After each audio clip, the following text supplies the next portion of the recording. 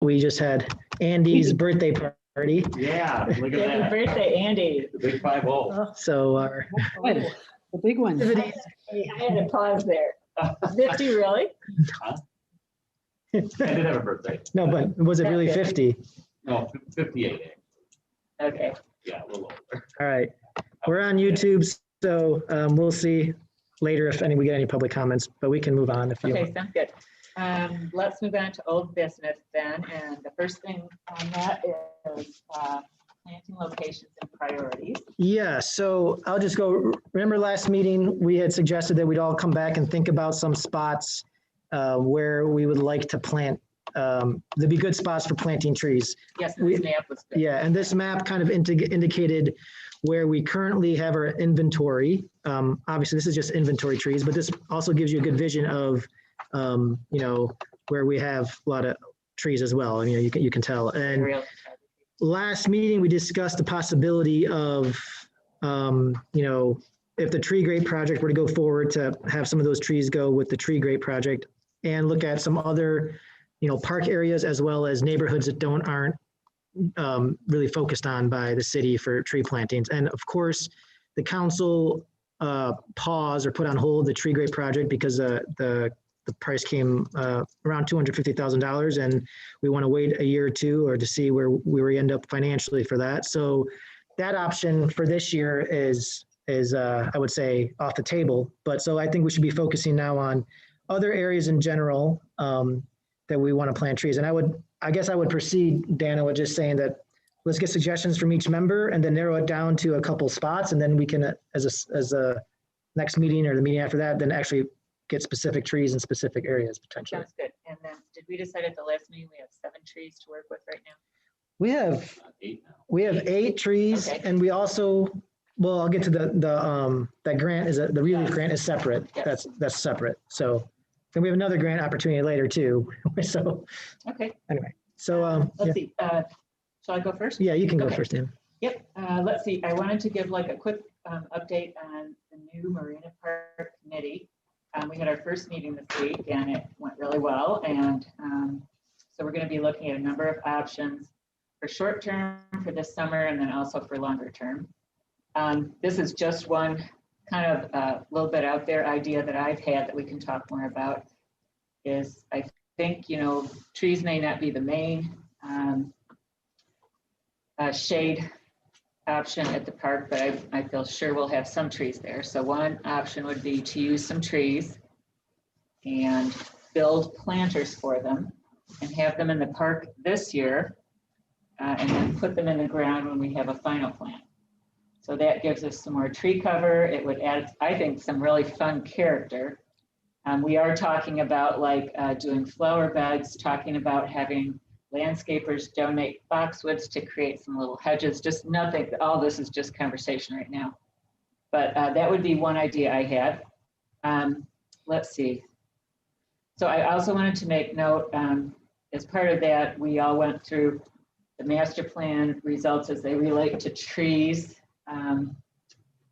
And people seem to be kind of equal on, we want trees along the streets, we don't want trees along the streets. Is that how you would say it? Yeah, there's mix. Yeah, it's pretty mixed. But I think it still would be nice to continue to look at the 2 we talked about last week, Ann Street and Lake Street. And let's see. I think we should talk too about, I think some of the trees that we planted in the last couple of years have died, is that right? So do we use these 2 trees to replace them, or how do we address trees that have died? We might want to get that in a separate topic. Okay. For this point, I don't, If somebody's donating a tree, they don't want to donate it to a spot that another tree's been donated to, maybe? Well, I think the trees that have died so far, I don't know if they've been donated ones, but what we don't want to do, and when we get into this topic, I think Ben can maybe go on about choosing a better site. If that site's not good for certain species, then, Yeah.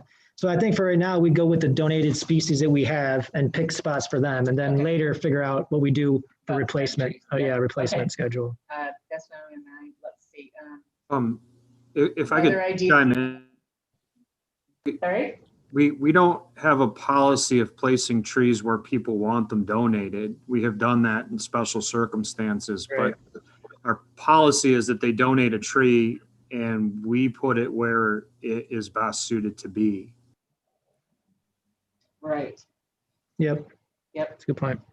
I think City Hall would be, this is kind of building sitting out in the open would be another spot. Lake neighborhood, we've talked about as another spot.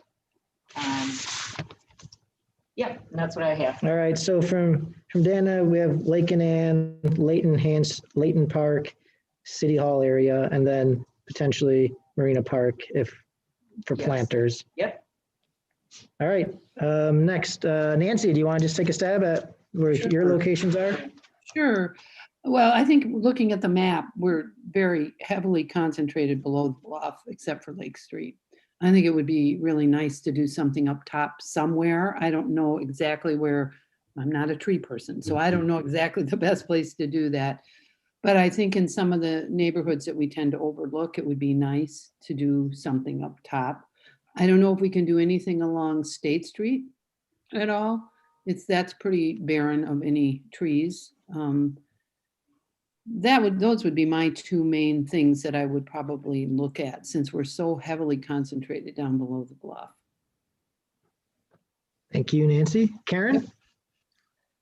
My thought is to try to get them in places which have some high visibility to people that live in Harbor Springs.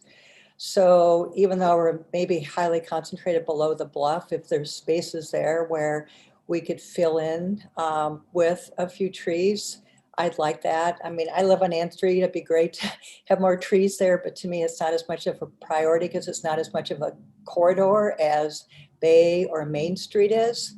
I would like to look at Marina Park, even if it is in planters temporarily, or Zorn Park potentially, as places that I would. And then also, I agree, maybe going up State Street might be a good thing to look at because it is pretty void of trees going, uptown from downtown up, the bluff to the top of the hill and up State Street from there. So that would be a third place I would look at. Just to add on to that, I think there are overhead utility wires on State on at least one side of the street. Yeah. So we'd have to choose species that would stay a little smaller. Yeah, what I think is we'll get the general locations here and figure out if the specifics can work out. Becky? Well, I think that there are a lot of very sad trees along Lake Street. So when we look at this inventory, it's spotty up there anyway, but I think there are a lot of trees that have been trimmed to the point where they're probably near the end of their life. And there's a lot of trees that never really got started. So I'd like to see some of the trees that are not doing well replaced. I think that it is not a really good image on some of those trees up there. So I guess I'd like to go through town and get some of the scraggly trees who just aren't doing well out and put something better in. That's a good comment. Thanks, Becky. Go to Brianna next, and then Ben will come to you for your opinion on this. Brianna? I would agree with Becky. I think just driving past Lake Street a lot, I think there's more of the barren spots and everything, more of the smaller trees, and I think a lot more growth would be throughout there. I think that was one of my main areas that I was looking at. So Brianna agrees with Becky there that there's a lot of barren spots and poor looking trees on Lake Street. I do got a chat, I don't know. I couldn't hear her either. Yeah, she's a little further from the mic, so we're still working on our mic issues. But Brianna said basically echoed what Becky had said. Ben, what are your thoughts on a few of those comments? I mean, for me, the locations is one thing, but also your thoughts on using planters and replacing potentially weak trees, I don't know, or low rated trees on your inventory on Lake Street that aren't doing well, or filling in some empty spots there. What are your thoughts, Ben? Well, actually, there's a lot of thoughts that I've just been working through with Kevin Sayers with the Department of Natural Resources, who administers the Urban and Community Forestry Grant.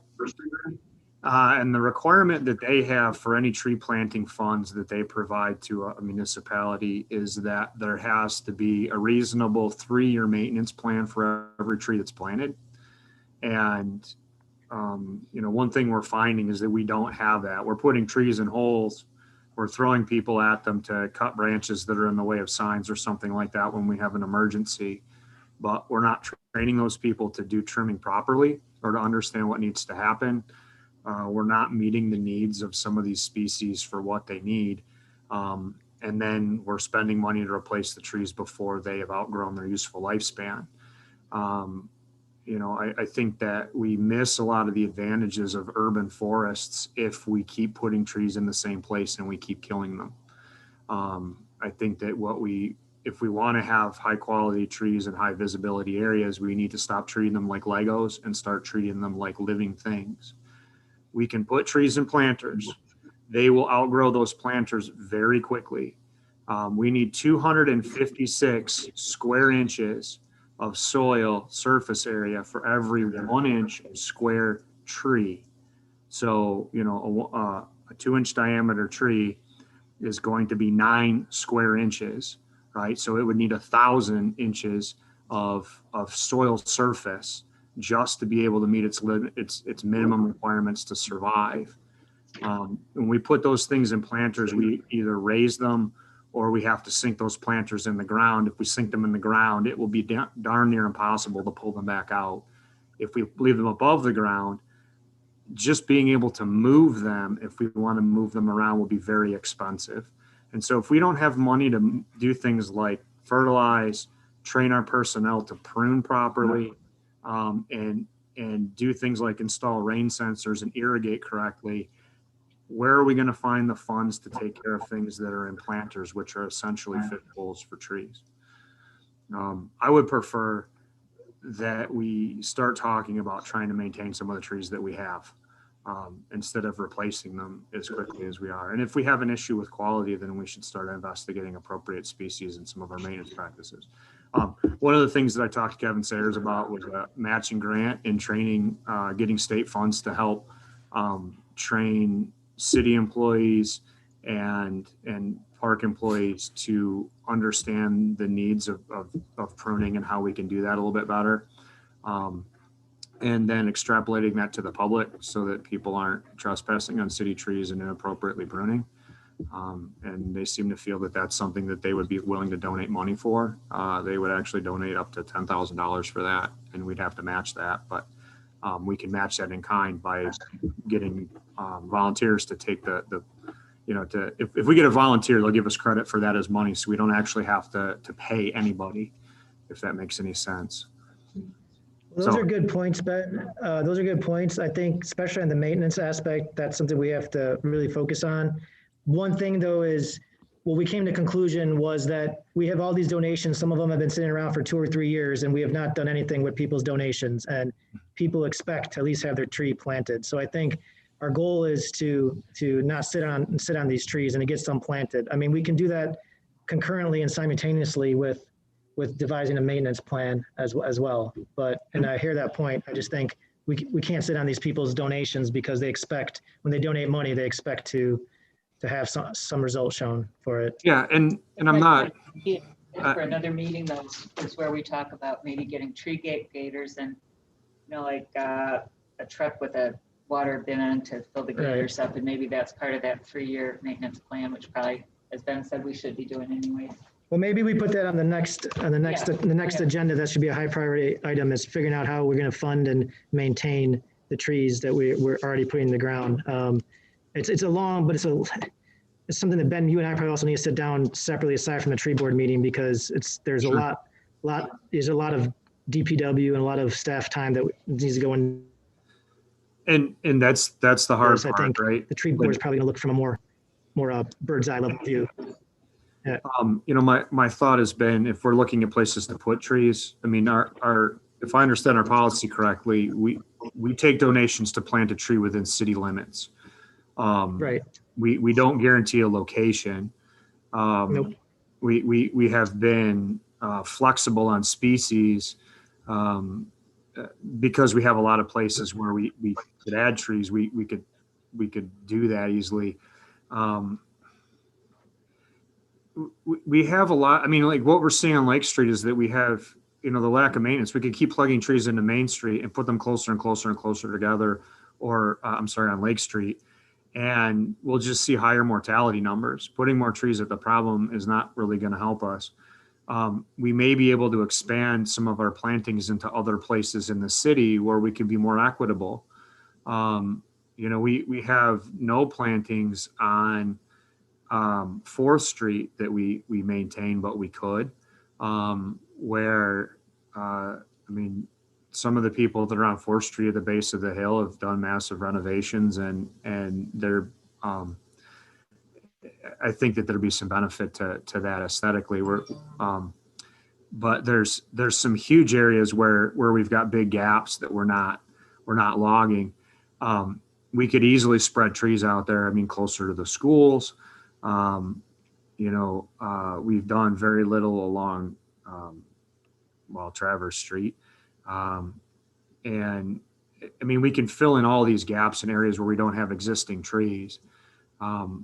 But one thing I've also pointed out in the past is that we don't have, we have only inventory trees where we see the dots. Those are the only places that we've looked and counted. And that was by direction. It might make more sense to start thinking about where we have, where we might have things like openings where you can see, big openings that there aren't trees that are still within city limits. We could do just a quick walkthrough. Our best utilization for the benefits of trees is that we have lots of trees spread out over a large area. If we concentrate them in a very small area, it only benefits the people that are very close to that. And so if we're trying to look for things like carbon credit grants or urban planning grants or something like that, we're taking, publicly available dollars, we have to show that we're giving it to everybody in the city, not just the people on Main Street.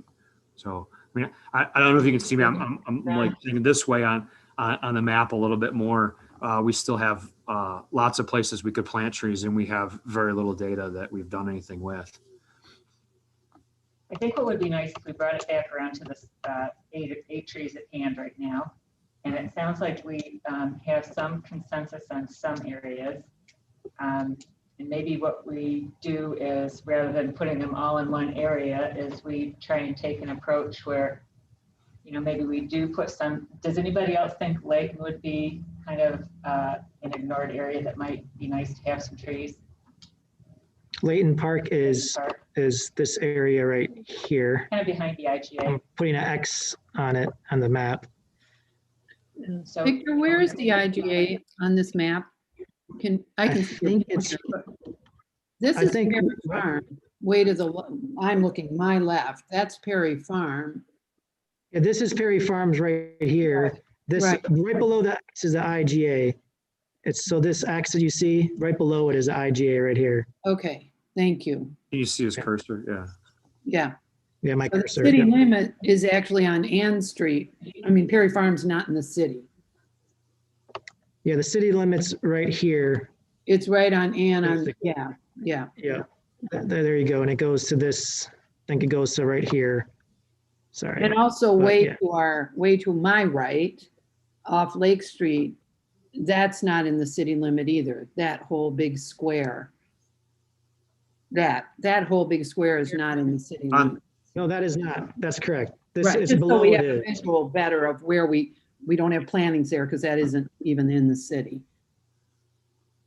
Where are the baseball fields, the athletic fields there, when you turn off of 119 onto Lake? Is that Right. right here in the corner? So- Where were we, right So here? these ones right here are Reynolds Fields. Those are, Okay. this is the township. Our baseball fields are right here, the Okay. cities, Right, the green dots are at. right, So we basically stop essentially right here. gotcha. So we're, So when we talk about Lake Street, we're talking about the entire Lake Street within the city limits then? Yep. Okay. just from And a another- planning perspective, go ahead. I was just going to ask about City Hall. So I know we've got a landscape plan created for City Hall, but was there ever any consideration made to having like a tree memory park? I know BJ's tree was planted there in her memory. I think others, I think Dean Rye's tree is going to be planted there.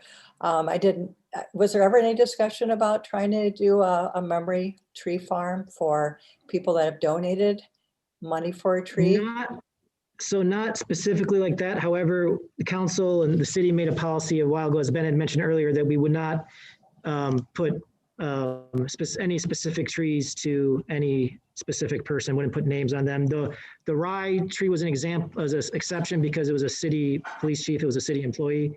The other tree happened before that policy was put in place. So we didn't explore that route for that reason.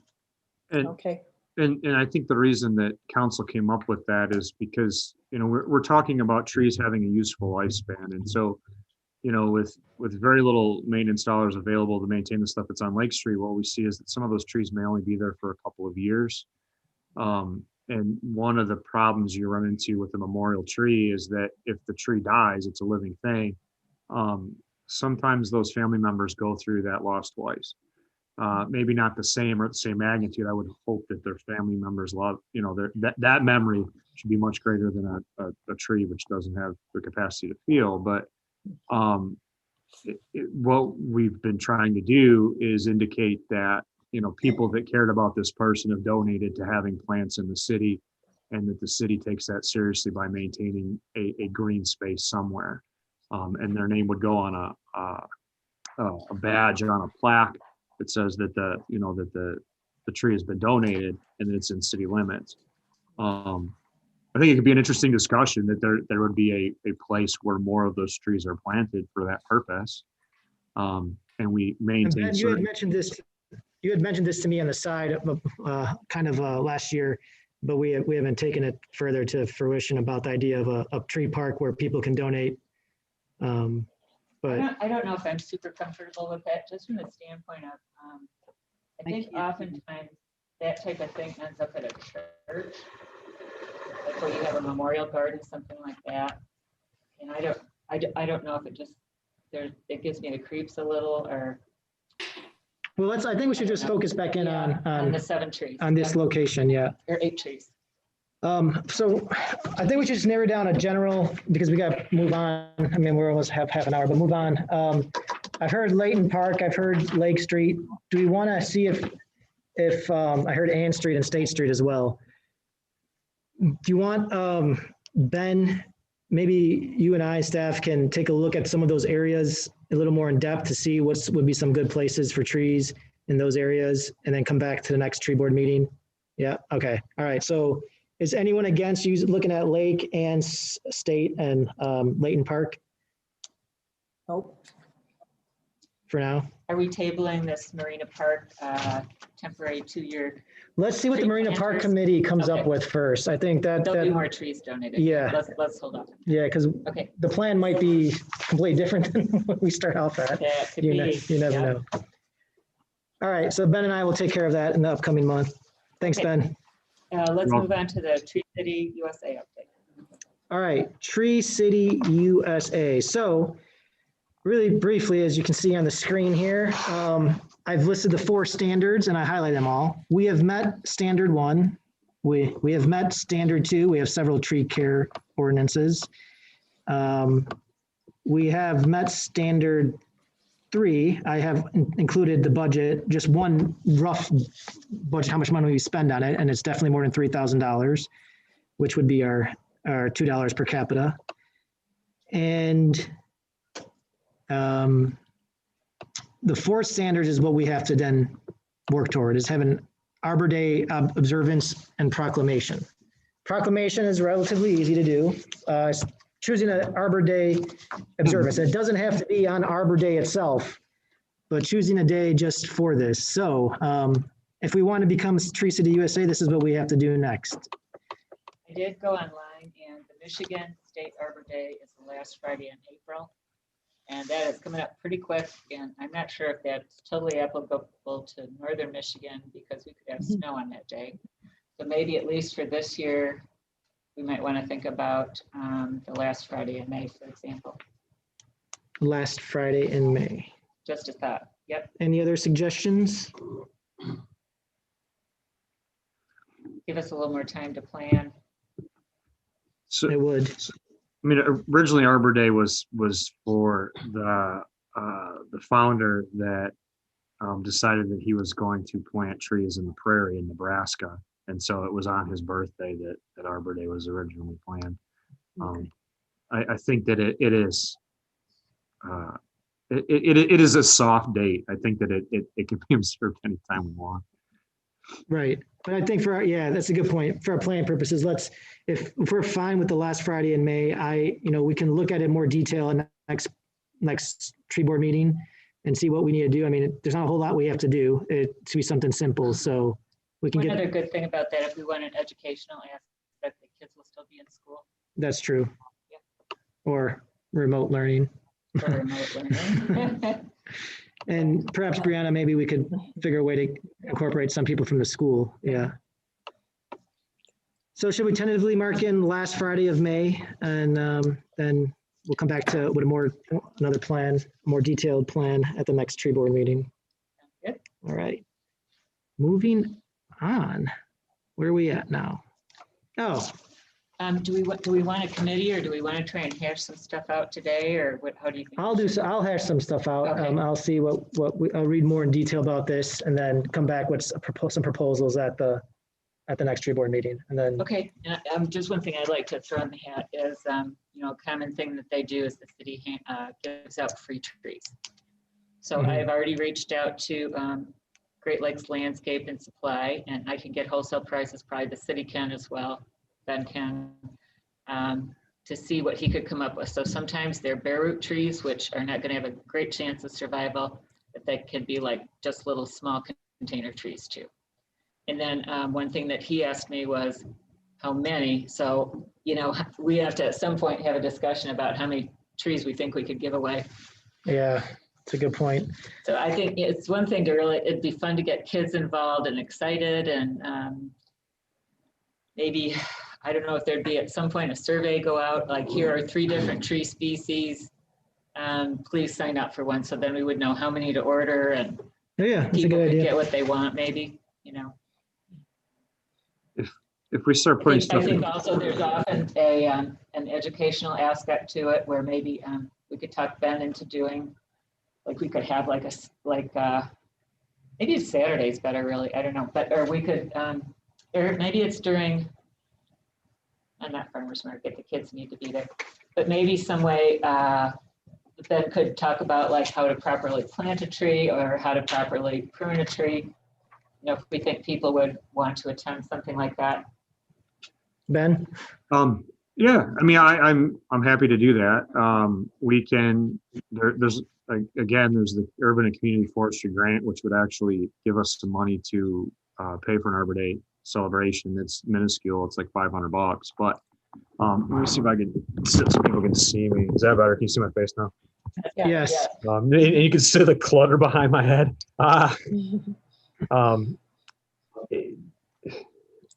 If we put stuff in containers, it gets expensive. And I mean, there's a couple things we could do. We can get bare root from the people that Great Lakes and Hoffman's and Christensen's buy from. They will all sell us bare root stock, but it all needs to be in a pot probably in the next 3 weeks. And then we could get wholesale pots and media and just plant them and give people containerized plants that are going to wake up. We can give them bare root stock. If you're talking bare root plants, you're talking dollars. If you're talking about containerized plants like you'd get from Lowe's or Home Depot, like a 1 gallon size. I mean, now you're starting to talk about plants that are going to be in the $20 to $40 range. That gets expensive for the people that are donating, or if we're buying stuff. One thing that I saw a really good idea on the, if anybody is interested, there's a website, arborday.org. And there was something about corporate sponsorship. So I think that could be fun to have some local businesses sponsor Arbor Day, where they would maybe help pay for the trees or pay for training or whatever. I remember, and this is a weird thing for me to remember, but I probably was in elementary school, and I remember getting a little tree. I was a little kid. I'm sure it died, but that wasn't the point. The point was it gave me as a child some respect for trees. And I learned something about them in the process. And maybe we could pick, maybe we could do second graders and fourth graders or something in the school and do something like that too. And that I think could be pretty affordable. I would, I agree with Nancy. Like, I think that giving people any size tree and then hoping they plant it and it lives, and even if it was only $20, like, I think that's an investment that we have no control over. I'd rather see kids take home a Ziploc bag with a little seedling in it Like one of and those. let them spend the summer getting all excited about a tree that might get mowed over in the fall. But I think that Nancy's right. I think it embodies the idea of the day better. we could, I mean, again, bare root with growing media and a plastic bag would make that a containerized plant that we can hold for a little bit longer. It would be easier to water. I mean, so bare root, and I think what Dana was saying is that as a bare root tree, it has to go on the ground dormant before it gets too warm. But when the ground has become warm enough that it's thawed, you've got this really narrow window. And that could be problematic if we were to get bare root seedlings, put them in media, and then put that media with a little bit of water. We could keep a lot of trees in a cooler. And then we're talking, $1, $1.50 a tree, maybe $2 a tree. We could have hundreds of trees very easily available. We actually have a refrigerator for that. Yeah. All right, that How big are you talking, a pot, like that size little thing? And then would So we tree would assume, be, that size up to, I mean, you could get 2 footers. so then the kids would take them home, or whoever takes them home and commits to planting them in their personal space? Is that how you see it working? And I mean, and how that's- does that relate to where we're putting, our trees in the future? Does it relate to that at I all? Or think just it's totally not- education? Different issue, different. yeah. I think this has been added. I think this addition has to been what we added talked to about. the idea that with an Arbor Day celebration, we hand out trees or something like that. And I would just like to throw in what Nancy is saying. I can't tell you how many people have me look at a tree and they say, "Oh, my granddaughter planted this as an Arbor Day Foundation tree," or it came home from school one day, and now it's like on the house. Like, it's so big. But I mean, if we're talking about carbon sequestration and cleaning the atmosphere and water cycling and stuff like that, this is all part of our urban forest. I mean, our urban forest is going to be all the plants that are on both public and private property. And 99% of the plants that we have that are involved in the city of Harbor Springs urban forest are actually privately owned. And so the idea is we're really just trying to get people to move a little bit that way. And just the And just interest- going back on education is with each tree, we could give out a little snappy, small handout that talks about the benefits of trees. Right, and keep it, Little instructions on how to plant it, yeah. yeah, keep it very simple. I just think kids they're your avenue into this. They don't have they haven't made up their mind about a lot of this, which a lot of adults already have. So to use the Arbor Day as a time to introduce that to the children, I think makes a lot of sense. I don't know, maybe Brianna could talk to this a little bit more, but I don't know if this is the best time for us to go to the schools because they're not letting visitors at all inside the schools, from my understanding. Schools not right now, but I mean, if we do take small classes, say for second and fourth grade, if we do take small classes at different times of the day, just a small group, we can do different presentations to them and everything like that. I mean, if we did choose to do it during. So we'd have to really think the logistics there. So that's a good point, Brianna, thanks. That would be if we go to the schools, another idea. We have to would be bring them to people the- come to to the- City Hall or something Or like to the that. parks, or to Yeah, the they could parks. pick them up. They could, pick them up on a Saturday. It could be. Yeah. All right, well, we'll sit down, Ben and I, let's sit down and do just a little more, when we sit down, Ben and I will have to sit down one day to talk about all this stuff. So next week or two, we can also get more details for that. Yep. And then we'll bring back something in April. And Okay. I Anybody also- have any marketing Yeah, I'd like- background, they could a little snappy flyer. As part of that, I just kind of want to look at another piece of education I think would be great on Arbor Day, and that's to start exposing our community to our tree plan, where our trees are. I mean, I don't think a lot of people who live in Harbor Springs really even think about that much. You just know the trees are there. I know myself personally, before the Tree Advisory Board, didn't think as much about the planning, the thought that goes into this. So I think it's part of the education. If we need to open up some budget money in the future, I think we could get more support from the community that way. I think they need to see what this is all about. So I don't think it's just about the kids, but I think it's also about the citizens, our taxpayers, all of us who live here. Because I don't assume people understand anything, about this. They just see the trees are there and that's great. So, looking at towards our goals for the future, what we want to do in the future, where we want to continue to have people donate trees in memory of a loved one, whatever, the whole package.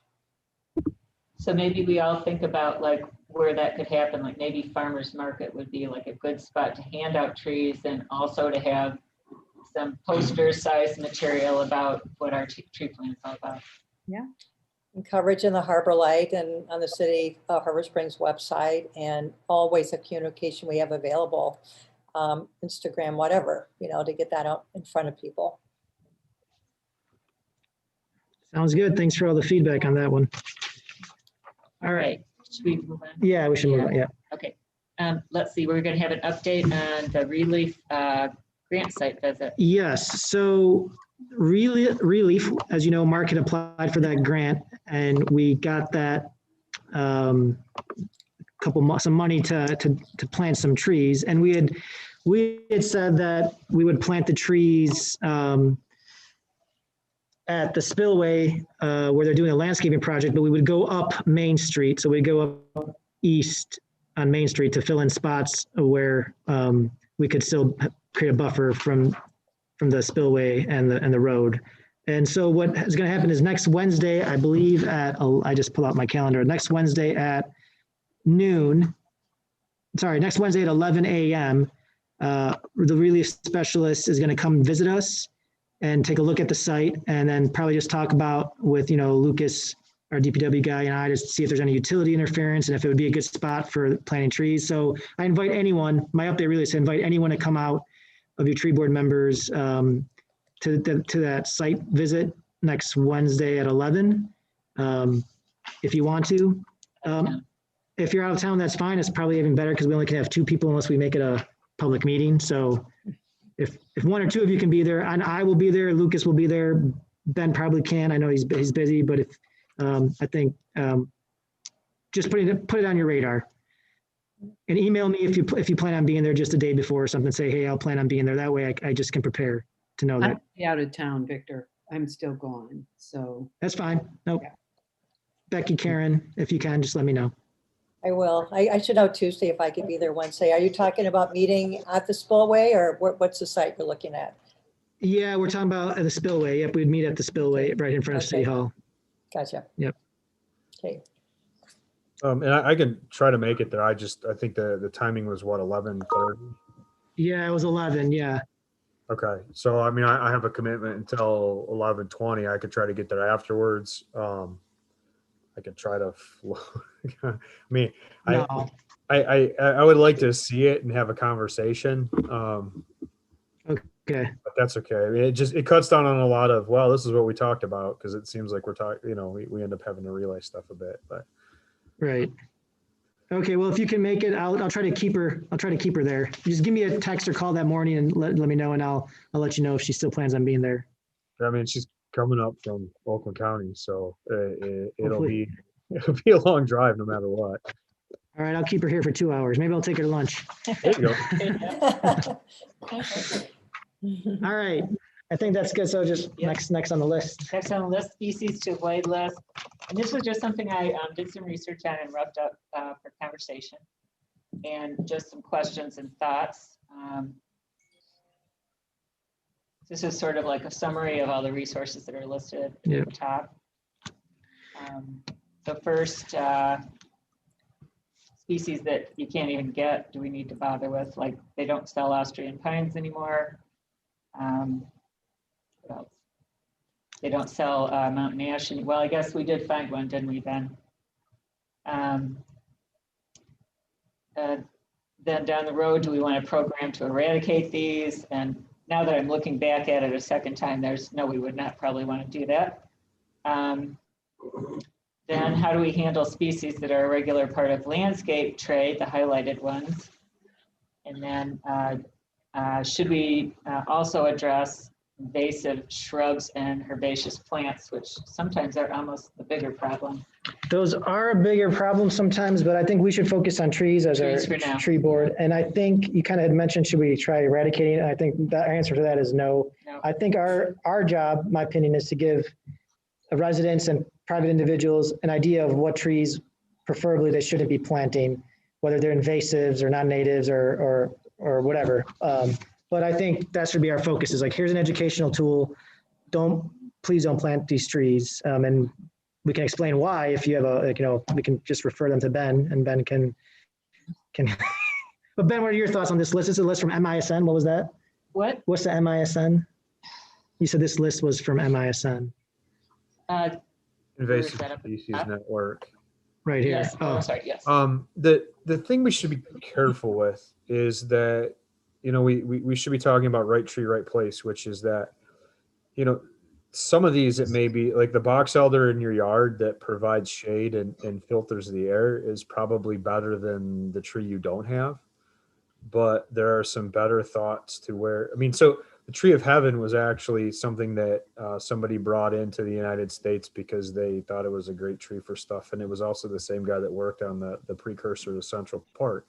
The problem is that somebody put it on a list and everybody planted it. We have a lot of Norway maples, we have a lot of Scots pines, we have a lot of blue spruce. I think that we can dissuade people or try to move people away from planting a lot of them and explain the benefits of diversity. But I would be. Maybe it's be to offer alternatives. Yeah, and I think that that's a good conversation, right? To say, wow, we want to move away from this, but in some places where the soil is really dry and people aren't willing to water, a blue spruce would actually work really well. And a Bradford pear could be nice if it's, if we keep it away from houses and streets. If somebody wants to plant in their backyard because they like the blooms and they want to attract pollinators, it's a great plant, but you don't want it over a sidewalk or a person. Well, then what we're talking about now is more like a planting guide, more so than it's like, all right, you want to plant in the street or the right of way, here's a tree. You want to plant in your open field in your backyard. You want to plant in a wet area, which is fine. It's just going to take some more work from our end if we want to compile something like that. I think also we have the public versus private. Like, is there any trees from the board's or Ben's view that as a city, we shouldn't be planting on our own property in the right of way, or regardless of the conditions or not? Like, are there trees we just want to avoid in all situations for spending public tax money on planting these trees and maintaining these trees? Well, and one way to narrow this list down would be to take things off that you can't buy commercially. Like, you cannot buy the tree of heaven commercially. What else were we just talking about? I think this is a pretty extensive list. And when I went through it, like, I really only came up with 6 species that I really think are like Danger Will Robinson. Like, I think there's a lot of things on here that for a backyard or something are fine. I don't think they're all something the city should be planting, but with very few exceptions, I guess I'm missing why we would flag these trees. A couple of reasons. I think one of the big ones is they become invasive and outcompete local forest communities. If that would be the case, for example, with Norway maple, but that's one that the nursery trade uses extensively still. So maybe that's one that really shouldn't be on this list. So when I went through this, I found 6 trees that were invasive, and most of the rest of them were either susceptible to disease or susceptible to insect, which I don't think Harbor Springs should be planting those trees necessarily, but I'm not sure that they need to be avoided. And then there are another handful that I think really the problem is that they have brittle wood or short lifespans. But I think the list is pretty large. And I guess I could be persuaded, but I don't think they all need to be on this list. I think that we need to qualify the list. I am going to be against anything that takes tools out of our toolbox. And again, right tree, right place. What we want is diversity. And the reason that these trees and plants are here is because they fill the need at some point, and they may have been overutilized. But I I think that in places like in some of the parks, we may be able to get away from some of the issues we'd have with brittle wood or some of the pest issues. The problem we run into though really is that every tree has a disease or pest. The idea that we only have one or two bugs that shows up from Asia every once in a while and kills everything is really not how most plant pathogens work. If you any one plant that we plant in the city is going to have 15 or 20 parasites that will affect it, some catastrophically and some not so much. I think that proper management and selection could play a part in this. I think that like Norway maple, we're never going to get away from the seed source. There are too many Norway maples that have been dropping seeds in Harbor Springs for so long, and people just keep pitching their stuff over the bluff. We've got seeds for Norway maples for the next few millennia. I think we could tell people it's not our first choice, but it may fit really well. I mean, if we say no, someone's going to find the exception to where it would really fit well, and I would be concerned about that. I mean, I think that some of the stuff, yes, could get away. I mean, black locust, if we don't keep an eye on it, will take over huge areas. But on the other hand, it's a fabaceae. It's a nitrogen fixer. So in areas where we have poor soils and we don't have a lot of maintenance, but we want to have a larger plant, it would take the space of something like knotweed or one of the plants that pushes out. And black locust is native. We qualify this list first to say trees to avoid on city property. Do we want to get Well, into telling people what to what avoid I'm on hearing- private property? Well, what I'm hearing from here, based on Becky and Ben's feedback as well, is maybe not so much call it a trees to avoid list, but we kind of reshape the list to trees that are suited best for certain locations. So Or trees of concern. our trees of concern too, like, for specific. So I think we should come back to our next meeting with, and I don't know if Ben or Dana, you want to also work on this. Becky already said she did some research, but maybe put together like, all right, trees that would not be ideal to grow, in certain, for example, in the street right away. So maybe Ben, from experience, because you worked on the city trees, be like, listen, this tree next to the road, absolutely not. Let's prefer not to put these trees next to the road. But maybe trees in wet areas of parks, we could put, all right, these parks are more wet, so these trees are better suited there, and these trees aren't probably going to survive in wet air. So I mean, I know it's still going to be broad. I know from an arborist perspective, it's still, there's still all these what ifs, but I guess a more general list of, what trees are better suited for where and what trees are concerns for certain locations. I think we need to be super clear about private public. I think people are going to be, if you put out a guide for these might be the best trees to put on your property, I think that's fine. That's a helpful educational tool. To tell people they can't plant trees on their own property. No, that's not the goal of this. Okay. No, Nancy. Okay. Let's just say this is for the city. Yeah. So yeah, I there'd think be a- it just needs to be very clear what it's for. From our perspective, there'd be one hand of, all right, as city staff, we're putting on public property, let's try to, let's not do these. When people donate trees, we'll make sure, like, we already have a species we kind of like list, I guess. We can have a trees a list we don't like, but I think for private, it'd be more educational. Right. And I think that's helpful and a great thing to do, but I think we need to be really clear about what we're doing with that. And I So see that's that's part of the something- education on Arbor Day as well. I mean, that's all part of this education we can provide to people. Well, I would take a first stab at trees best suited for, let's say, wet areas, dry areas, street trees, trees of concern for these areas. I would take a first stab, and then we could talk about it. We could take, and then, we could take it, we could talk about it, we could pass it along to Ben to see if he has Yep. any. So Dana will come out with some of that list. Anyone want to, well, we got that. Ben, can you look at public, like, trees for like right-of-ways? I mean, I know that might be, but like some trees that you just don't want to see, because I know you mentioned some are less salt tolerant, right? So, if we don't want to plant trees that we know where our road crew is going and spraying salt everywhere. Sorry, Zoom's being my enemy.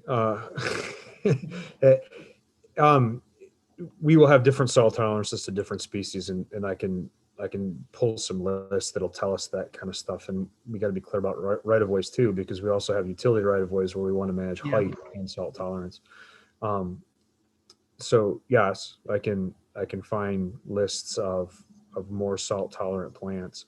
The problem we run into, this is kind of why I chuckle a little bit, is a lot on the list are there because they are more tolerant than our northern hardwoods, late successional trees. We put houses in old forests, and the trees that are there don't like to be there anymore, and so people plant trees that grow, and some of those would be things like Norway maple and Siberian elm and weeping willow, and yeah, I mean, we can look at the list. And all I was saying before was that, like, if we manage the name of the list and say, like, these are things we'd be concerned about, and it takes a special discussion, we're not really telling people that they can or they can't. We're just saying, like, maybe there's a better choice. And some people may say, well, I don't like those trees anyways, and they're not going to push. And other people, we may have to have a discussion and say, well, it's really not appropriate for where you want to put it. If we say bad tree, then we're gonna have a moniker, a bad tree, and I'd like to stay away from that, because it really has to do with where it's planted that it becomes bad. And all the species, including the ones that are native, can be invasive in the wrong places. All right, so that's a good point, Ben. So, all right, Dana, if you can take up that and then that section. All right, we'll come back next time with a narrowed list and for review. Do you want to move on? And a new business. Yes. Arbor Day Alliance tree planting grant. That looks great. Yeah, so Nancy had forwarded this to me. She had received it from her neighbor, Valerie Hosey. And really, it's just a grant that we could apply to get some matching funds for planting trees. So the question here was, does anyone want to work on this, or, we can find some time to do it as staff, but it seems relatively pretty straightforward. I didn't see any guidelines on how much money, or did you? At the website, there is a guideline, and if you go to their website, there is. Okay. There's some, the checklist is really what we got to work on. It would be, did you provide the required contact information, a site map where tree planting projects will be taking place, tree planting diagram. So, tree maintenance plan. So we have to have something, I guess, before we do this, very specific in mind. Does someone on the tree board want to take a stab at going through this and seeing if it's something that's worthwhile they want to do, or that we should do, and then we don't have to fill it out completely, but come back to our next tree board meeting with an idea of what we could use this for? The deadline date on this was pretty soon, if I remember correctly. Like End of April, I April? think. Yeah. I think we really need to focus I think we keep talking about putting trees in the ground, putting trees in the ground, putting trees in the ground. But I think going back to what Ben said earlier, I think I'd like to get a maintenance plan in place. I think that, we can spend a lot of money putting trees in the ground and really not have any positive outcome from it. So I kind of like to focus on that going forward. We've got a lot of trees to plant already that we haven't decided on. So I guess I'm of the opinion that we should probably hold this off till next year. This is probably an annual grant too, so. Just something I was thinking about earlier is, when we put a tree in from now on, do we want to put a tree gator around it? Probably should. Yep. That should probably come from, that if should be it's, part of the budget, maybe. if it makes sense to put a tree gate around it. Some trees might not need them, but that's something that, Ben, we probably should look at too when we plant trees. They're only the problem is that we have to fill them up, and that's the problem. That's the maintenance problem that we need to figure out. So Nancy, you're the one who sent this to me. Becky's suggestion of holding off till next year. I think that makes a lot of sense. I think Okay. the tree committee's got a lot on their plate, and all of them are asking for tree maintenance plans. So that Yeah. seems like that should kind of jump to the front of the list to me. That's great, though. I'm glad to know it's out there. Yeah, glad to know. In 2019, I think we applied for this grant and we were denied. Oh, so Andy said we applied for this grant in I 2019. believe so. I think And we're it's the denied. same one. So it would be nothing to just recopy that information. Plus, we now have a tree plan. So you would, I think the grant funding is, I I want to say it's a $2,500 to $4,000. So I mean, it was a very easy grant to write. So if a tree board member wants to work with me, I think we can get this done. But it think does it's say talk- we have to have a maintenance plan though, is one of the checklists, So- I think. So we don't have a maintenance plan per se, but we do have a maintenance schedule with DPW. So there might have been a couple reasons why we didn't get the grant in 2019, but now with our tree plan and a very active tree board, it would make this grant a very viable option to you guys. Are you talking about this year yet, then? Instead of postponing it a year? Because you've already done a lot, so you've already done a lot of work on it. I'd be happy to work with you on it if you all thought you wanted to attempt to do this by the end of April. I would, let's do it. I think so too, and the reason being that we don't have a good maintenance plan at this particular moment, but we get the grant. We could put things in the fall. It's a great time to plant, and then between now and then, we figure out how we're gonna fill the tree gators with water and that kind of thing. I agree. Sounds good. We're happy to work. Does with you. everybody agree, or should we have a vote? Well, this is something we should probably have a vote on because there's some disagreement. So there's someone, I would One- point out that this is also, I mean, the language of this grant mirrors the urban and community forestry grant, except that their threshold is like $10,000. I mean, so it's more. So whatever we put into this grant, we can also put into that grant too. I mean, we could piggyback them, and it may be that they work together. Is this a matching grant, so we'd have to use Yes. city funds? Do you think we Yeah. would have a good chance at that? for $2,000, we would have city funds. We're already For matching. $10,000, Yeah. I don't know. So with And it's urban a- and community forestry grant, it, Or match too. Go ahead, Ben. I was gonna say with the DNR grant, we can have in-kind services. So like when we had National Honor Society kids that were helping to plant trees, that would count towards the city's out-of-pocket costs to get matching funds from the state. So like if the city were to provide volunteers to plant and the state provides funds to buy the plant material, the city doesn't have to pay for anything, and the state would actually pay for the planting. But we would have to have a plan in place for how we're going to take care of those trees in the future, which is what this grant requires as well. Okay, well, do you want to take a vote on this? If you want to make a motion that we apply for the grant? I'll make that motion that we apply for the grant. We got a motion from Dana Mulder to apply for the grant. Do we have a second? I second. A second by Karen Stroh. I'll do a roll call. Nancy Rondell, No, I think we should wait. Karen, Yes.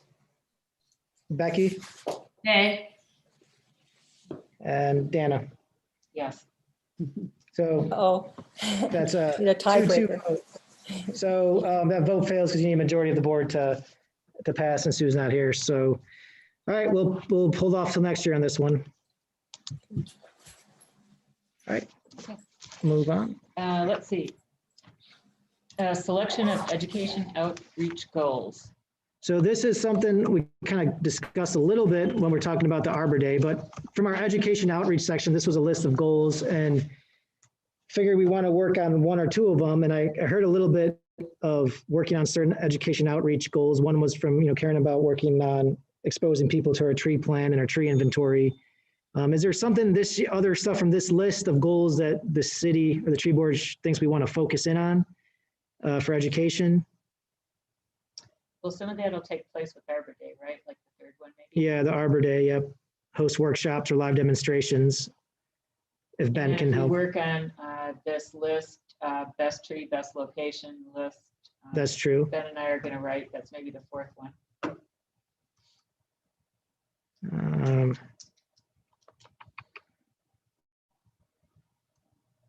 Arbor Day program, so that's Yep. 7. So that's part of that one right there. Any others, or you guys think that's fine for now and want to revisit after Arbor Day, or? I think that Arbor Day is going to be a much bigger investment in time than maybe we're acknowledging. So I would say let's just focus on that right now. Okay.